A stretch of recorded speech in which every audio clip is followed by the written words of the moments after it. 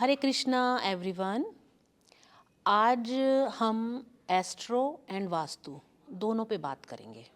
ठीक है, देखो दोनों ही वैदिक विद्याएं हैं, दोनों ही भारत की संस्कृति का हिस्सा हैं और दोनों ही बहुत अच्छा काम करती हैं। ठीक है, देखो हमें लगाना ना आए वो बात अलग है।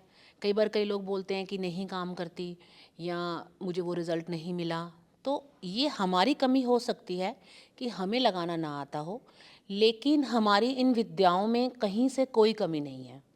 अगर हम ये इनका अच्छे से ज्ञान है तो ये बहुत काम करती हैं। मैं क्योंकि वास्तु और एस्ट्रो दोनों पे काम करती हूँ और मेरे बहुत सारे स्टूडेंट्स हैं जिनको मैं रिसर्च वर्क देती हूँ और बहुत सारी कंसल्टेशंस करती हूँ, जिसमें मेरा अपना एक्सपीरियंस ये है कि जब भी बहुत सारी किसी को प्रॉब्लम्स आती हैं, लाइक कि मैंने पहले भी आपसे कहा था कि एस्ट्रोलॉजी में जो होरोस्कोप हमको जन्म के समय मिलता है वो हमारे प्रारब्ध कर्मों के अनुसार मिलता है। अगर हमारे प्रारब्ध अच्छे हैं तो लाइफ थोड़ी इजी रहती है, अगर हमारे प्रारब्ध अच्छे नहीं हैं तो लाइफ थोड़ी टफ है ना।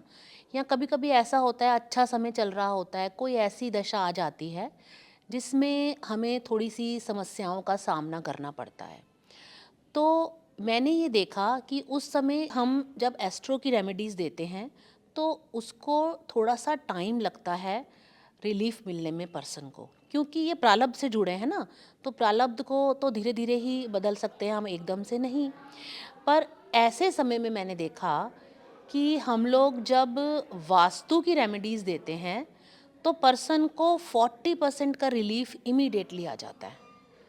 तो ऐसे में जब बहुत ज़्यादा प्रॉब्लम में कोई पर्सन हो तो उसको वास्तु के ऊपर भी काम करना चाहिए। वैसे तो देखिए हमें वास्तु परफेक्ट हाउस ही बनाना चाहिए। आज के समय में आपको मालूम है कि कंस्ट्रक्शन कॉस्ट कितना है ना, और एक घर कितना एक्सपेंसिव बनता है। तो अगर हम थोड़ा सा उसको वास्तु के अनुसार बना लें तो हम उसमें बहुत ही रिलीफ मिल सकता है चीज़ों से हमें। जब हमारी दशाएं ठीक ना हो तो उस समय वास्तु परफेक्ट हाउस हमारी बहुत हेल्प करता है। तो इसलिए मैं सबसे कहना चाहूँगी कि आप लोग अपने वास्तु पे ध्यान रखें।